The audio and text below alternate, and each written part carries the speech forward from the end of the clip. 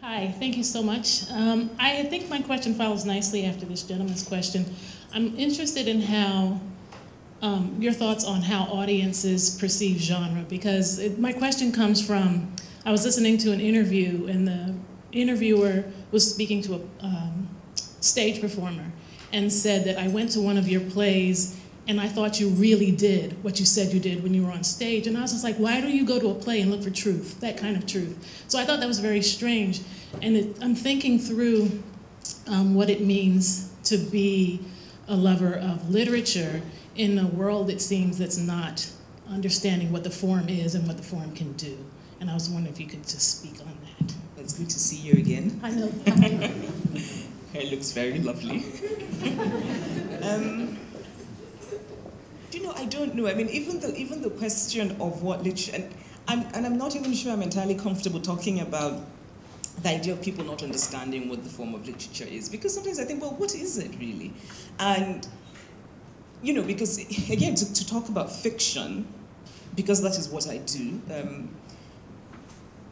So on the one hand, fiction isn't life. I mean, I'm talking, of course, I mean realist fiction, fiction in which real people live in real places. I don't mean sort of Harry Potter, but because that's a different thing. I can't even talk about fantasy. I don't know anything about fantasy, but it's not real life, right? Because so you go to a creative writing workshop, and the first thing you know is that it's not real life. You cannot write dialogue as it happens in real life, because everybody will be bored. You need to make choices. But at the same time, we read sometimes, and you'll read a review, and in the review, somebody will say, oh, this writer cannot do women well. No woman would ever do that. So men are often taken to task for this.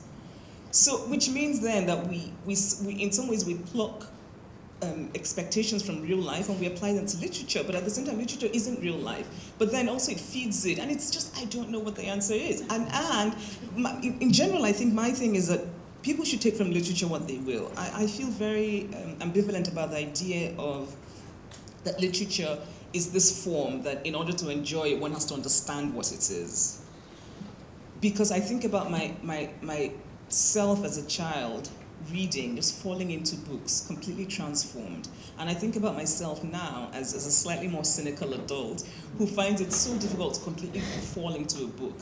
Because in some ways now I know the tricks, if that makes sense. And I miss that child. I miss the child who could fall into books. And that child had no idea what the form of literature was. That child was absorbed in stories. And in some ways that child believed those stories completely. I really believe that when I read these books about these English children going off on picnics and exploring castles, I thought, whoa, I thought that was real. I thought you could actually go and explore castles and go in the dungeon, and I wanted to do all that, right? Nobody told me this was a lie.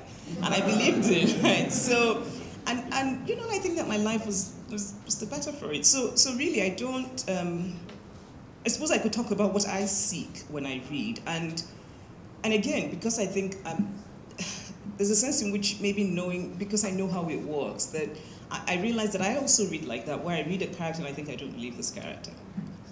Right? And in some ways I wish I didn't read like that.